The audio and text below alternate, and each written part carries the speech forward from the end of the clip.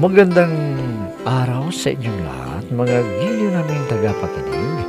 Muli po mga kaibigan, narito na po ang pagpapatuloy at ikalawang yugto.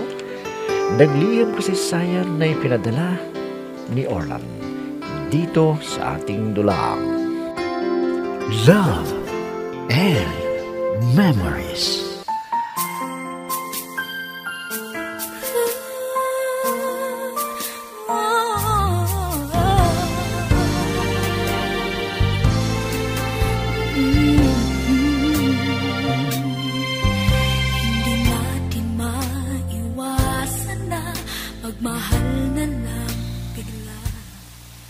Magkasintahan na kami ni Alexa, pero tinago namin dahil kontra ang kanyang masa.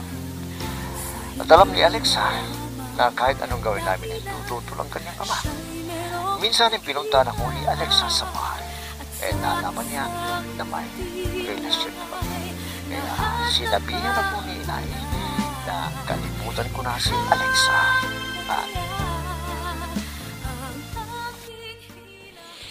Hindi ko pwedeng gawin yung sinasabi ninyo, inay. Hindi ko kayang kalimutan si Alexa. Walang ibang lalaking aagaw sa akin dahil mahal ko siya. Ako lang ang mahal niya. Ako lang, inay.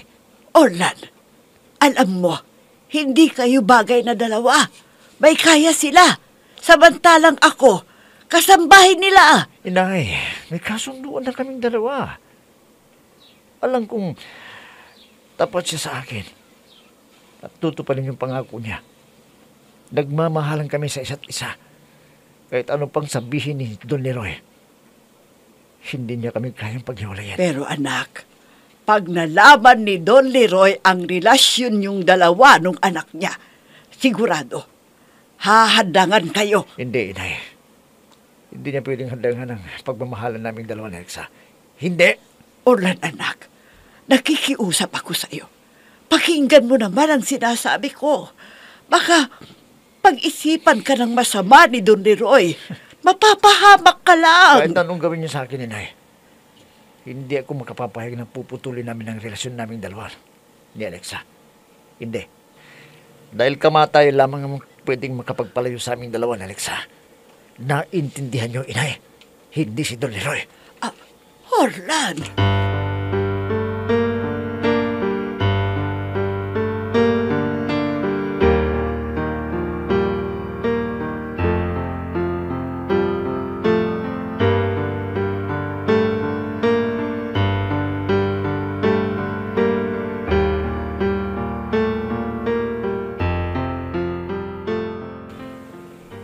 Sabihin mo sa akin ng totoo, Mercy, para hindi ka mawala ng trabaho. Ha? Senyor? Ano pong gusto niyong malaman? Ano po yun? Saan kayo nagpunta ni Alexa? Di ba sinamahan mo siya? Opo, senyor. Sinamahan ko lang naman sa mall dahil naiinip po siya dito sa loob ng bahay. Anong ginawa niya doon? Bumili ba siya ng kanyang kailangan? Opo, senyor. Naglibot-libot lang kami doon at nagpalamig. Kumain sa fast food chain. Yun lang po ang ginawa namin doon. Mabuti naman kung ganon. Pero wala ba kayong kasama na lalaki? Meron po, senyor. Meron. Ano? At sinong kasama ninyong lalaki? Nanliligaw ba kay Alexa? High blood naman kayo, senyor. Sino pa ang kasama namin? Hindi yung driver ninyo, si Kuya Pilong. Ano? Ay, nako. Sige na, Mercy. Wala na akong itatanong sa'yo. Sabihin mo kay Alexa, gusto ko siyang kausapin. Sige na. Opo, senyor. Sandali lang po.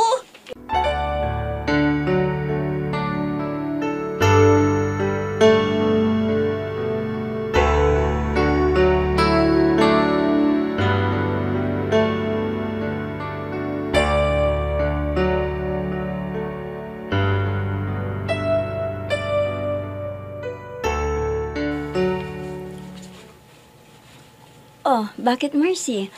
Ano ba yung sinasabi mo? May itinanong si Daddy sa iyo kung saan tayo nagpunta? Ay, opo, ma'am! Mabuti na lang kanyo at sinabihan ninyo ako kung sakaling magtatanong si Sir. Ay, ang Daddy talaga. Bakit pa niya pinakikialaman kung saan ako pupunta? May isip naman ako ha. At alam ko ang ginagawa ko. Malapit na akong mainis sa paghigpit ni Daddy. Ha? Ma'am, ano bang plano ninyo? Aalis po kayo dito sa bahay ninyo? Oo, Mercy. Maglalayas ako kung hindi ko na matiis na ganyan ang trato ni Daddy sa akin na wala siyang tiwala. Kwan po, ma'am.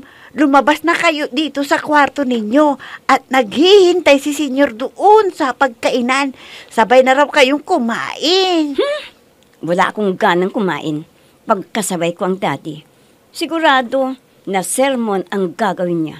Kaya sabihin mo, mamaya na ako kakain pag umalis na siya. At sige po, ma'am. Sabihin ko kay senyor na mamaya na kayo kakain dahil inaantok pa kayo.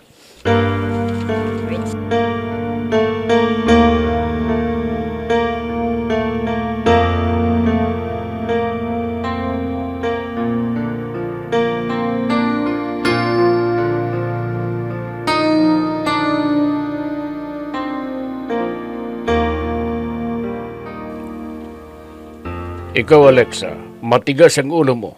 Sinabihan na kita na huwag kang lumapit sa anak ni Tina. Anong masama ba doon, Dad? Tao naman siya na may mabuting kalooban.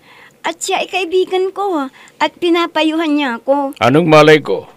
Baka nanliligaw sa'yo, pero itinatago mo lang dahil hindi ako papayag na ganoong klaseng lalaki ang mapapangasawa mo. Dapat ay yung may pinag-aralan na gaya mo. Kahit natapos po ako ng kurso ko sa kolehiyo, pero di ko naman nagagamit, Dad. Di walang silbi rin ang pinag-aralan ko. Bakit ka pa magtatrabaho? Hindi mo na kailangan na maghanap ng pera dahil maginhawa na ang buhay natin. Sana, hindi na ako nagpagod na nag-aral. Kung ganito rin lang na wala akong gagawin. Huwag ka nang magreklamo. Dapat ka nga magpasalamat. Di ka na mahihirapan. Sagana ka sa pera. Tama kayo, Dad. Sagana ako sa pera. Pero hindi ko na magamit dahil hindi ninyo ako pinapalabas ng bahay na di kayo kasama. Para akong bata na walang isip dahil sa pagbabantay ninyo sa akin. Basta sundin mo ang gusto ko para hindi ka makakarinig ng ayaw mo. At huwag mo nang uulitin na umalis nang hindi ko alam. Kung hindi, ikukulong kita dyan sa kwarto mo. Daddy!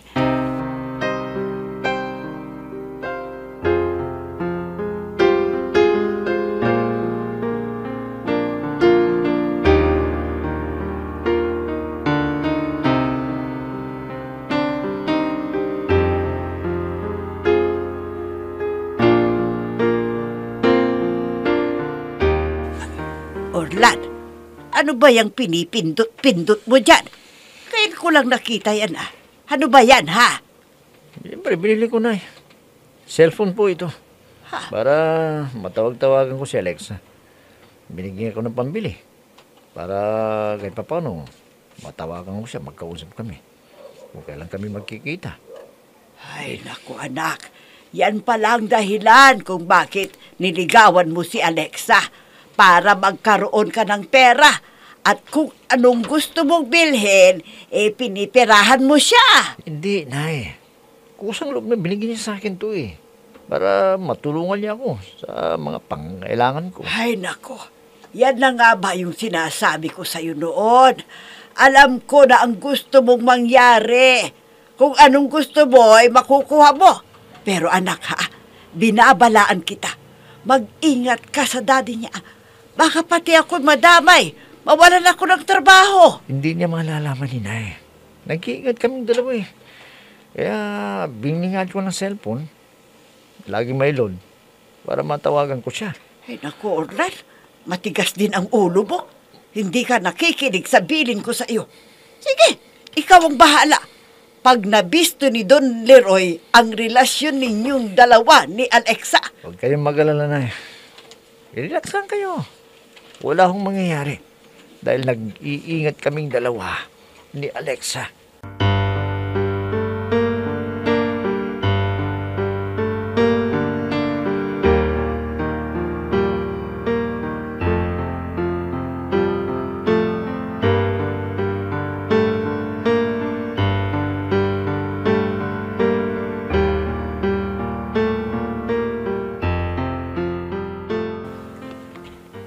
Mabuti naman at wala dito ang daddy mo.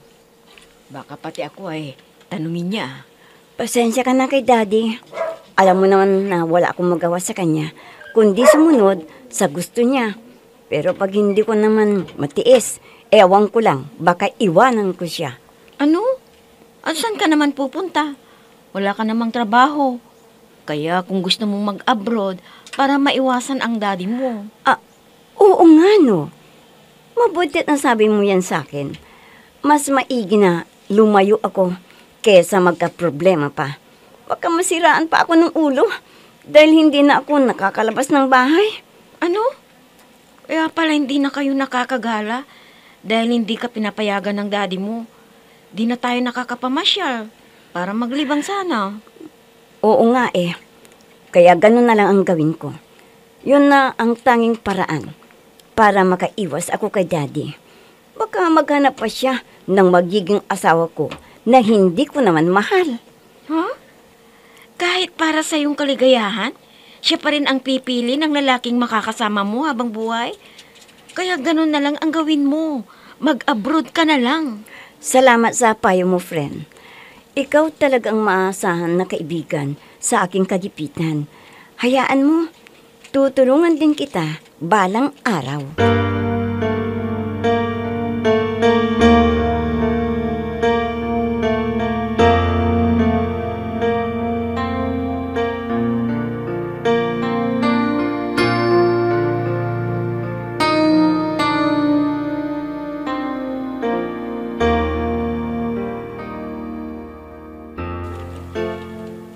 Bakit wala sa kanyang kwarto si Alexa? Bumuslit na naman babaeng yun. Baka gusto na niyang masaktan. At pag ginawa niya ang hindi ko gusto. Teka, tignan ko nga sa may hardin dahil mahilig na mag-istambay doon sa mga itinanim na mga bulaklak. Nandoon nga siya. At hindi. Kasama niya doon ang anak ni Tinang. At masayang nagkukintuhan. Hindi pwede na magkalapit sila. Magkasamantalahin ng lalaking yan ang lungkot na nadarama ni Alexa. Hinawakan niya sa kamay si Alexa. Kung karon ay may ugnayan na sila. Ang walang hiya. Gusto yatang makatikim ng ginhawa sa buhay. Binobola niya ang anak ko. Kailangan na malaman ko ang totoo. Niyakap niya si Alexa. Hindi. Hindi!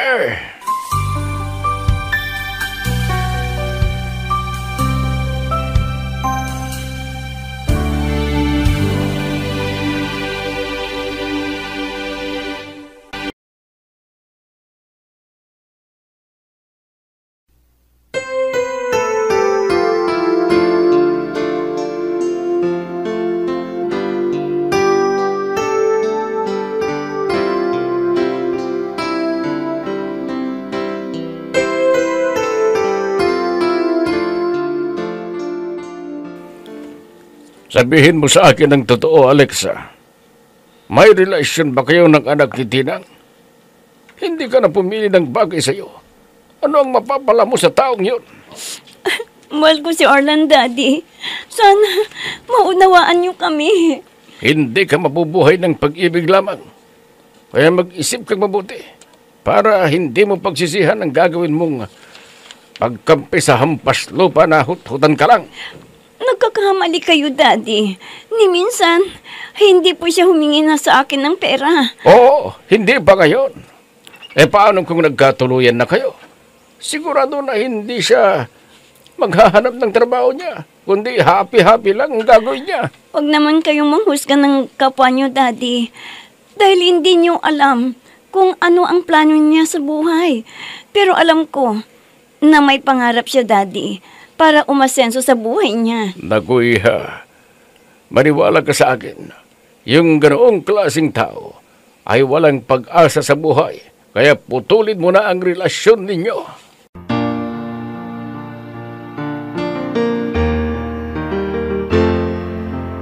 I'm so blessed I have you, 'cause you gave the world to me.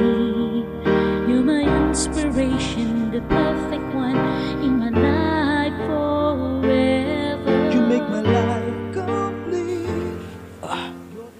tahimik dito sa loob ng bahay. Hindi pa yata sila nagigising. Hindi bale. Nandun na yung labahan ko ngayon. Maglilinis muna ako sa kapaligiran. Andito ka na pala, Tina. May sasabihin ako sa iyo. At sana ipagbigyan mo ang gusto ko. Ha? Ano po yun, senyor? Galit ako sa anak mo. Kaya kailangan na kausapin mo at sabihin na layuan niya si Alexa. Dahil hindi ako papayag na siya ang mapangasawa ng anak ko. Baka kung ano pang maisipan kong gawin. Naintindihan mo? Oo po, senyor. Huwag kayong mag-alala. Pagsasabihan ko po ang anak ko at dapat na humanap ng iba na liligawan niya. Dapat lang na gawin niya yan. Napaka-ambisyoso. At ang lakas ng loob na umibig sa anak ko. Pweh! Nakikiusap po ako, senyor. Patawarin ninyo ang anak ko. Ako na po ang humihingi ng dispensa sa inyo. Basta gawin mo ang sinabi ko sa iyo. Nalayuan ng anak mo si Alexa. Kung hindi, may masamang mangyayari sa kanya.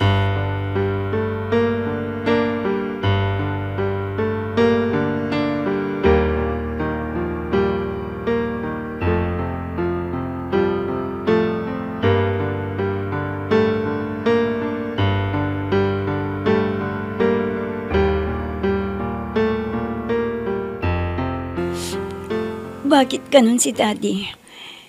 Hindi niya ako bigyan ng pagkakataon para pumili ng lalaking mamahalin ko. Si Orlan ang mahal ko. Napakalupit mo, Daddy. Parang hindi mo pinagdaanan ang magmahal noon. Sayang nga. At si Mami ang unang namatay. At hindi ako papayag sa gustong mangyaring, Daddy. Naputulin namin ang relasyon namin na Orlan. Hindi ko kaya na mawala sa akin si Orlan. Kaya, hindi ko susundin ang gusto ni Daddy. Hindi!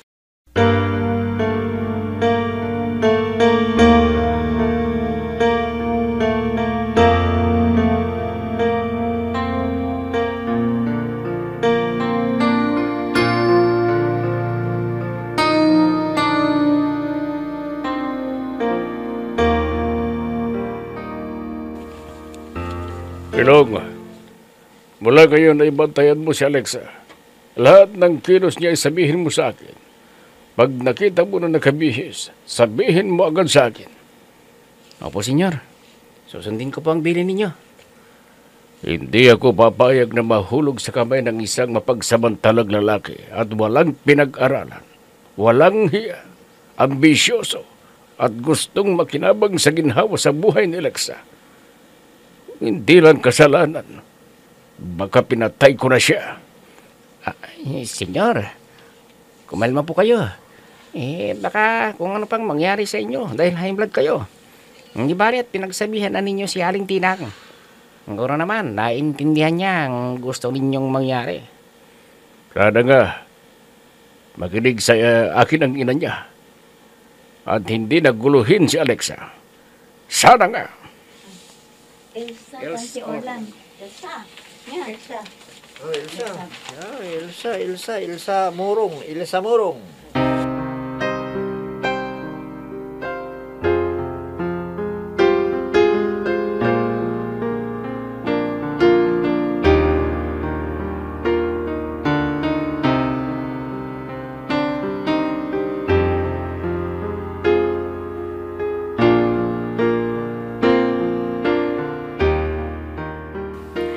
Alam mo ba, Orlan? Nagkausap kami ni Alexa. Pinuntahan ko siya dun sa bahay nila. At hindi siya pinapalabas ng bahay. Sa bagay, alam ko na yan. Pero, hindi ko alam kung anong plano niya ngayon. Kaya pumunta ako rito para sabihin sa'yo kung ano ang gagawin niya kung sakaling hindi magbago ang trato sa kanya ng daddy niya. Kung gano'n, sabihin mo sa kanya. Para alam ko gagawin ko. Orlan, sinabi ni Alexa, kung hahadlangan ng daddy niya ang pag-iibigan ninyo, ay... Ay ano, Elsa? Sabihin mo sa akin kung ano ang plano ni Alexa. Ano?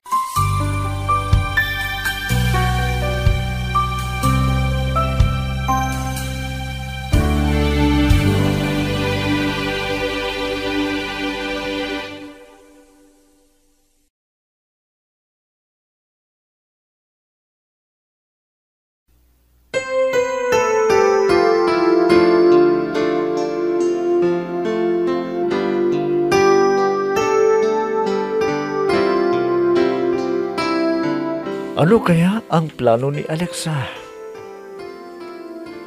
Kay Orlan. Mga kaibigan, huwag ninyong kaligtaang subaybayan ang pagpapatuloy at ikatlong yugto ng liham kasaysayan na ipinadala ni Orlan dito sa ating dulang. Love and Memories. Mga nagbibigay buhay sa ating dula ay sina Mayra Abrihal Narnola, Susan Malikdem, Robert de Guzman, Yehuda Ismael, Eva Alcoriza, Jun Cabato, Ami Diaz, at si Oscar Ora. Technical supervision at musika ni Oscar Ora. Nilapatan ng tunog ni Robert de Guzman. Mula sa panulat at direksyon ni Ami Diaz. Love and Memories. Inihahandog sa inyo ng F3 Recording Studio para sa Pambansang Radyo ng Pilipinas, Bombo Radio, Philippines.